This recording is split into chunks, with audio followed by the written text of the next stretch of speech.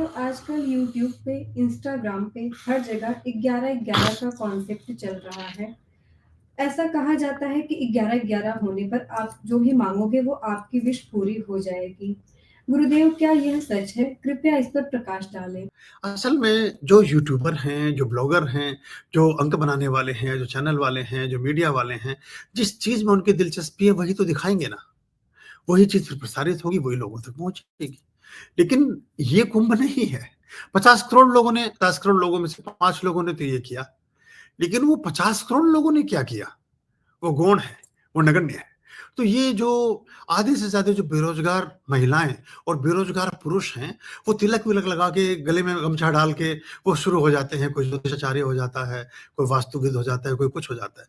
उनके बेचारों के शरीर के, मन के, धन के, बैंक के, मकान के, घर के, संबंधों के, सबके वास्तु डगमगाए पड़े हैं। उनके ग्रह गोचर सब हिले-डुले पड़े हैं।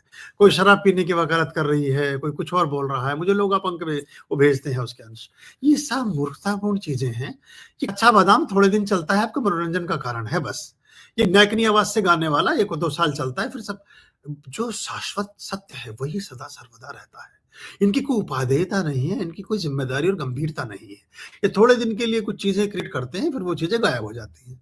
अब अच्छा चलो, ये तो 11-11 जो आपको बताया जिसने या 12-12 जो भी कुछ 50 तरह के फंडे, तो 11-11 सबसे पहले उसने कई बार देखा होगा अपने जीवन में।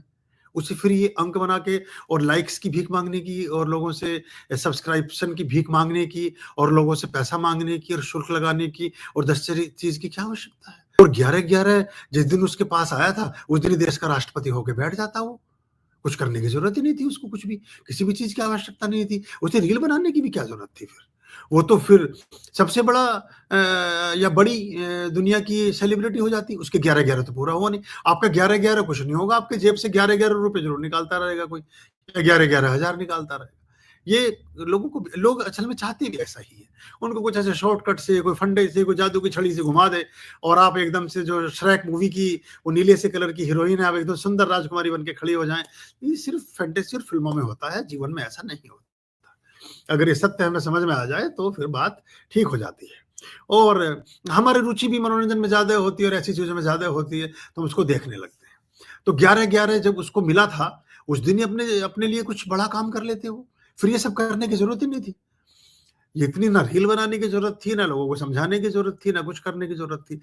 अपने जीवन में जो समाहित बातें हैं और वो अगर नकारात्मक हैं, तो उनको कैसे समाज में मान्यता मिले, तो उसके लिए एक चोला और आवरण ओढ़ करके उस बात को आप कह सकते हैं। रावण गया था ना साधु का भेष बना करके सीता को हरण करने के लिए। राजा का भेष बनाकर नहीं गया, सीता को जीत नहीं सकता था वो। वो साधु का भेष बनाकर ही सीताओं को जीता जा सकता है या उठाया जा सकता है या हरण किया जा सकता है।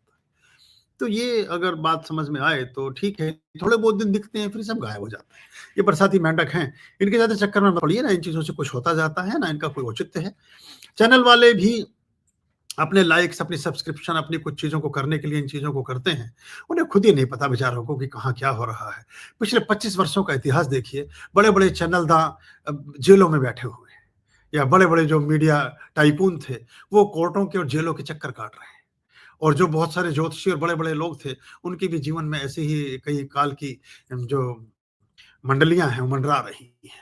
तो आप अपना ही 11-11 ठीक कर लेते तो दूसरे के 11-11 बताने की ज़रूरत नहीं थी, लेकिन ये आदमी को थोड़ा ठीक सा लगता है, एकदम जादू मंत्र सा नज़र आता है और इसमें कुछ खर्चा भी नज़र नहीं आ रहा होता।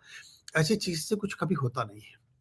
ये चीज़ें हमारे किसी शास्त्रों में कहीं इनका कोई उल्लेख नहीं है, ना इनका कोई ख़ास रोल हमारे यहाँ होता है।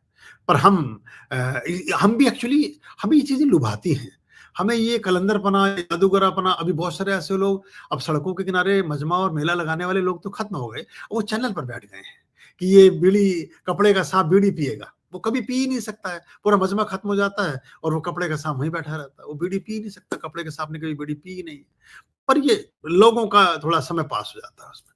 तो ज़्यादा इन चक्करों में ना पड़ें, तो अच्छा है आपके लिए। आज नहीं तो कल फिर आप और ज़्यादा रिग्रेट में जाएँगे और घरवाले आपके और शत्रु हो जाएँगे, क्योंकि आप मूर्खतापूर्ण हरकतों को अगर बार-बार रिपीट करेंगे, तो वो फिर डिसअपॉइंट होने लगेंगे कि आप पता नहीं क्या करते रहते हैं हर समय।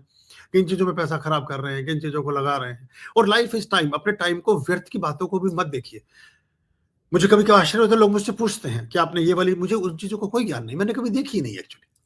और मैं देखना भी नहीं चाहता हूँ। बहुत तरह की सूचनाएं आपके पास आ रही हैं, हर समय मोबाइल के गुलाम बन के उनमें मत उलझ जाइए, उससे आपका समय भी खराब होगा और बाकी चीजें भी बेकार होंगी। हम कभी समझ नहीं पाते, ये सब विधर्मियों की चाल होती है। इनमें ऐसे लोग जिनका हिंदू धर्म से आप देखिएगा, कभी अगर आप एक रिसर्च करवाइए किसी आदमी से, जितने लोगों ने वो रील बना करके उसका प्रमोशन किया है, उनका आपके धर्म से कोई संबंध नहीं है। आपके यहाँ बहुत बड़ी एक आरती हो रही हो, आदमी आरती को फोकस नहीं करेगा, कोई जो आदमी उस आरती को पसंद नहीं करता, वो उसके बाहर जो आपके गली के बाहर कहीं नाली में कूड़ा जमा है, उसकी फोटो, उसकी वीडियो दिखाना शुरू कर देगा, क्योंकि उस आरती को कहीं पीछे करना है। तो ये जो ये इस तरह की तुलनाएं करना है, ये सब करना, ये इनडायरेक्टली बहुत गहरी मैकेनिज्म चलता है इसके पीछे। ये बड़ा एक माइंड सेटअप है, और कुछ जाने जो बहुत तपे बुझे और बहुत कलाकार और काइया किस्म के लोग होते हैं दूसरे धर्मों के, वो ऐसी तरकीबों को प्रमोट करते हैं। हमें लग रहा है वो किसी चीज का प्रचार कर रहे हैं, वो प्रचार नहीं कर रहे हैं, वो उसको मजाक बना रहे हैं, ताकि जो आपके आस्था के आधारभूत केंद्र हैं वो डगमगाएं, और कल को छोटे छोटे बच्चे मजाक उड़ाएं कि जो शिवजी बता रहे थे अपने आप को, उनके तो दिमाग का इलाज चल रहा है, या जो फलाना कह रहे थे वो तो सड़क के किनारे ऐसे लेटे पड़े हैं। इन सबसे हमें ऊपर उठना पड़ेगा। हिंदुओं के साथ प्रयोग की बड़ी गुंजाइश है, बाकी धर्मों में आप सब नहीं कर सकते। तो आपने जीसस क्राइस्ट की तुलना करते हुए सुना किसी को कभी? मोहम्मद साहब की, गुरु नानक, किसी की तुलना करते हुए सुना कभी किसी को कि उनके जैसे लग रहे हैं? हमारे ये भगवान सब वेल्ले हैं, किसी को गणेश जी बता दो, किसी को शिव जी बता दो, किसी को कृष्ण जी बताने लगता है हर आदमी। ये ऐसे ही तो हम सुनने और समझने वाले हैं, ऐसे ही बताने वाले हैं। अपने से लगते हैं वो, अपने से लगते हैं वो, कोई और नहीं वो।